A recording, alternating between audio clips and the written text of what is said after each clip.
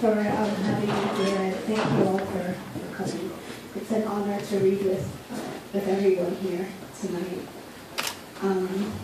I will read from just the beginning of my story, Grace.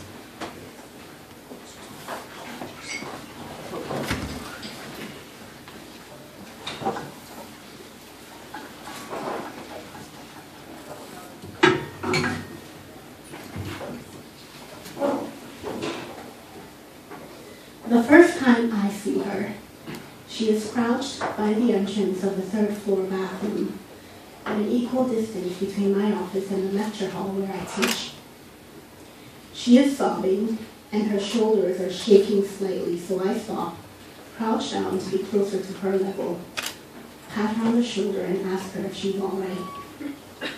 She nods and mumbles something under her breath. Then she lifts her head, wipes away tears with her hands, and smiles at me. A weak smile. "I'm okay," she says. Her voice is faint and comes out like a croak. There is a pause, and then another croak. I'm not sure what she says that second time round, but the sound of it makes me think of frogs, small and slimy, of Exodus and the second plague, of the inundation of the Nile, of Pharaoh and his magicians challenging God by creating more frogs. I think of all of this because that's what's on my mind these days. That's what I teach that semester, the Old Testament. I straighten up and look in the direction of my office. There is a yellow cart in the center of the hallway, and not too far from the cart, a janitor is pushing a tall broom across the floor. There is a clock hanging from the ceiling on the far end of the hallway. I look at it, and then I look back down at her. It's about 5 p.m., I say. They'll be locking up the building very soon. She nods and lifts herself up from the floor. She is clutching a handbag to her chest, grasping it as if it is some kind of life support. And then all of a sudden, she starts to bawl so hard that she seems to be gasping for air.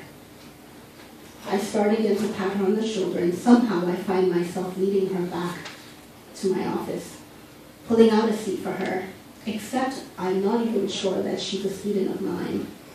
And in my 20 years at the university, I've never seen any of them weep like this before. I'm sorry, I say to her, because I truly am sorry to see her crying so hard. She leans forward on the chair, still clasping her bag, rocking it and herself back and forth.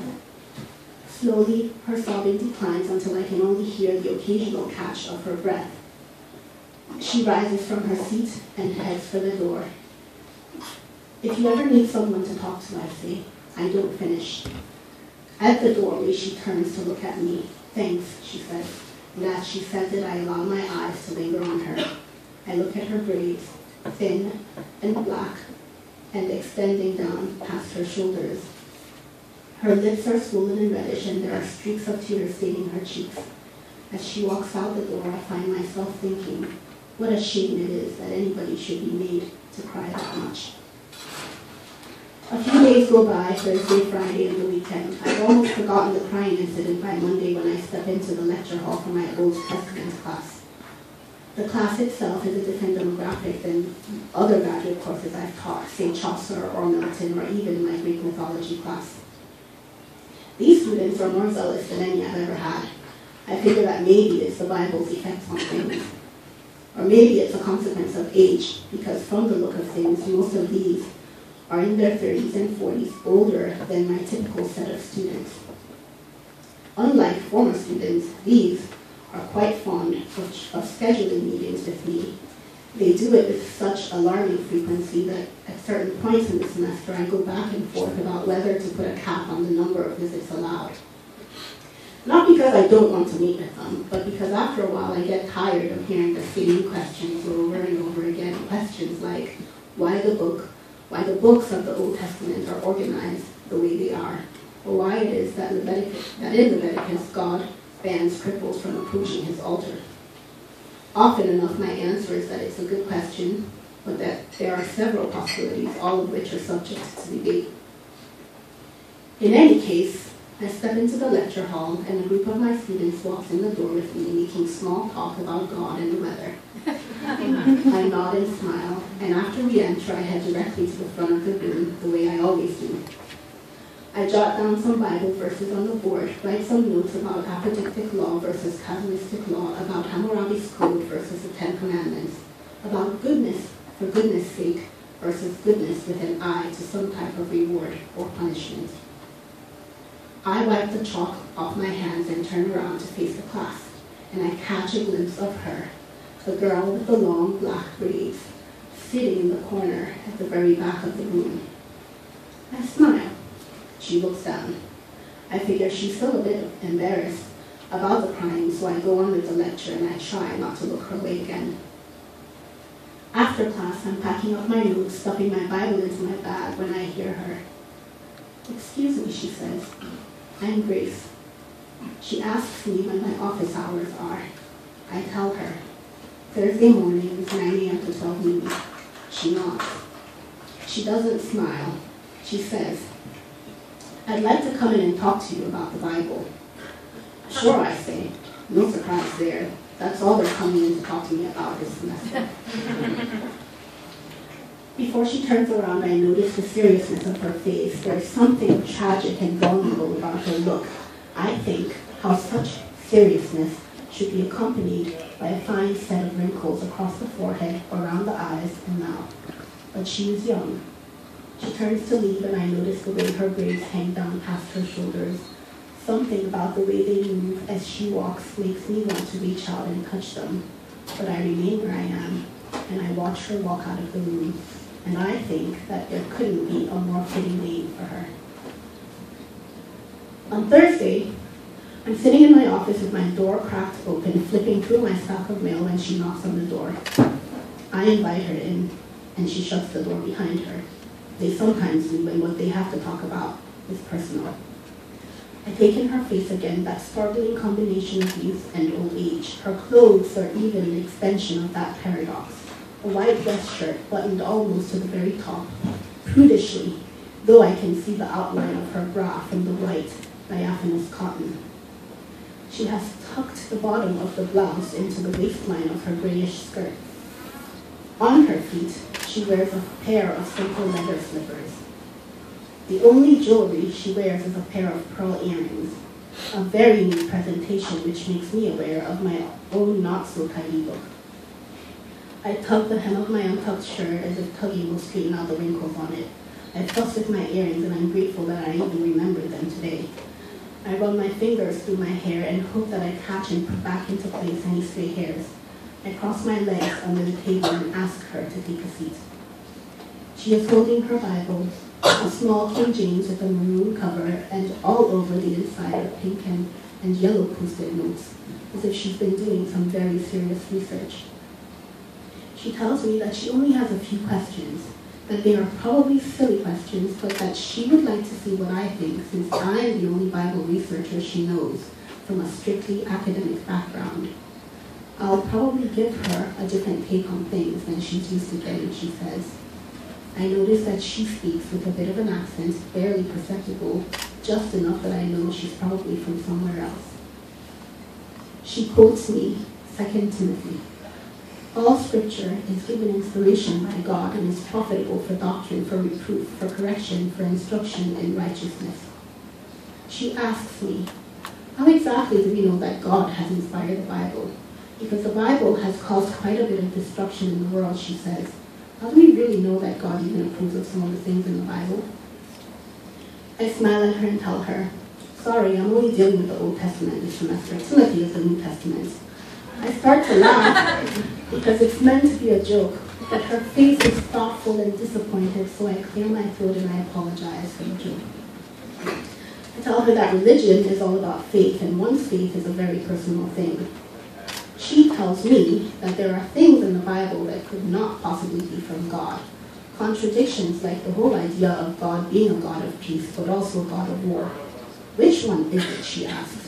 What about love your neighbor as yourself, and yet God forbids the cripples from approaching his altar? What kind of God bans the very creatures he created from coming to him just because of imperfections out of their control?